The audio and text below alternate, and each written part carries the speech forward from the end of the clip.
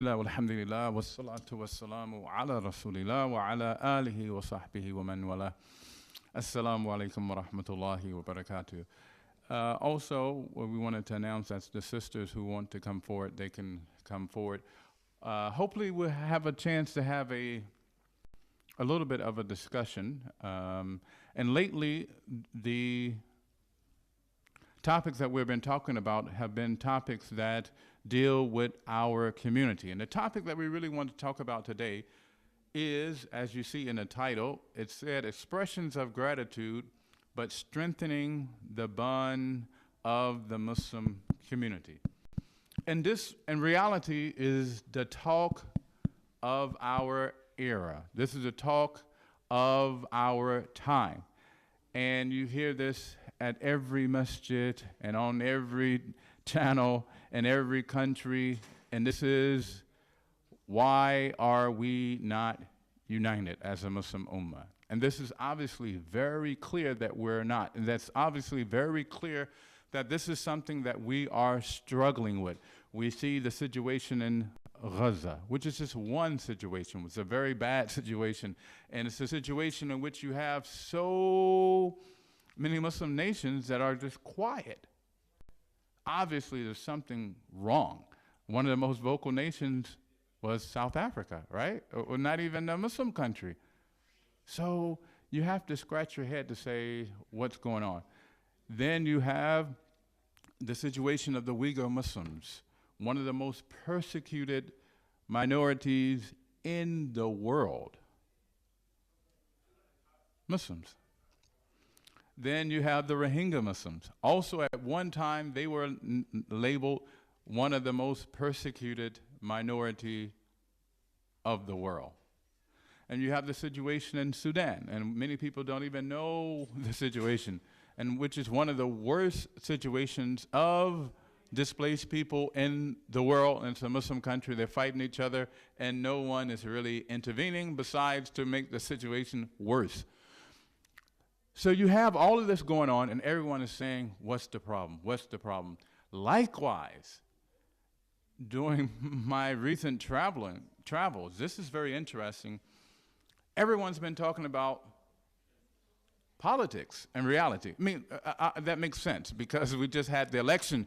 But everyone is talking about how can we gain authority? How can we get influence? And how can we make our voice heard? And I hear very interesting responses, even some saying to the point where we should start using our zakah for, politics, meaning we can make this from the fi sabilillah category or what have you.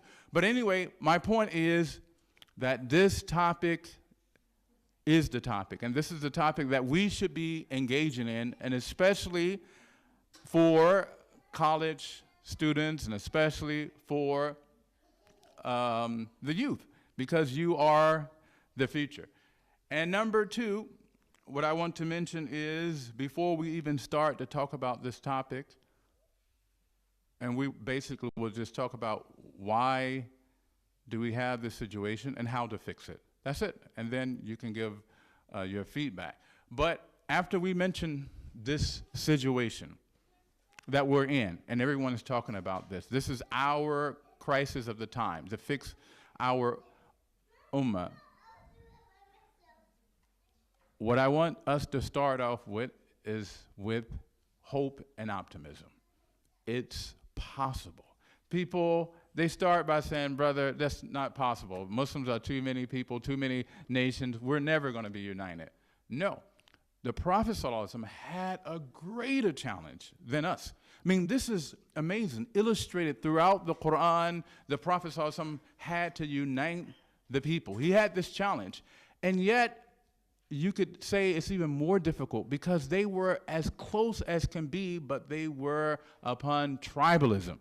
We're nations. We're divided, maybe, let's say hundreds of millions, or millions here, millions there. But imagine just a few thousand people. And imagine this type of asabiyah and this type of mentality that the Prophet ﷺ had to deal with. And you have many verses in the Quran in which Allah subhanahu wa ta'ala talks about this unity and talks about brotherhood. And he tells us, وَاعْتَصِمُوا بِحَبْلِ اللَّهِ جَمِيعًا وَلَا تَفَرَّقُوا وَاذْكُرُوا إِذْ كُنْتُمْ أَعْدَاءً فَأَلَّفَ بَيْنَ قُلُوبِكُمْ فَأَصْبَحْتُمْ بِنِعْمَتِهِ إِخْوَانًا. But anyway, the Prophet, Allah subhanahu wa ta'ala tells us to grab on to the rope of Allah together, and don't be divided. And there are other verses that we could mention as well, but I want to start off by saying we should be encouraged that the Prophet ﷺ, he was able to do this. And we read the seerah and we see how the Prophet ﷺ was strategic. And we see Allah subhanahu wa ta'ala throughout the Quran talking about nations, how that they build and what destroyed them and how did they flourish. You have all this in Quran, Hadith, and he gives us examples of the best of people and the worst of people, the best of nations and what have you. So I wanted us to start off with being optimistic. And one last thing with being optimistic is, and this may be putting a lot of pressure on you. And the reason I like talking about this at College Station is, if you're not going to do it, who will do it? I mean, you're the future. You're open-minded. You have all this opportunity. You have the prestige. You have the knowledge. And you have a tremendous amount of diversity. And that's what we don't have. And you have unity here. You go to Dallas, we have all these separate masjids. You have maybe 5 in one location, but here, one for right now. And this is something that we should take advantage of. But I want to reemphasize that this is a problem of our time, this unity, and this is a problem that you're in the best position to solve and that you can lead. And everyone will play a role. Second generation international students, converts, everyone plays a role.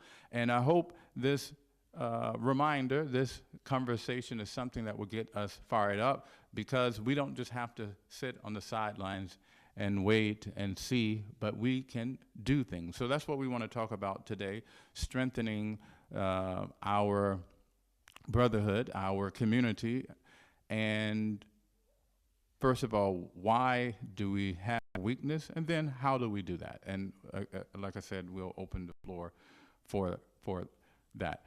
Now, getting to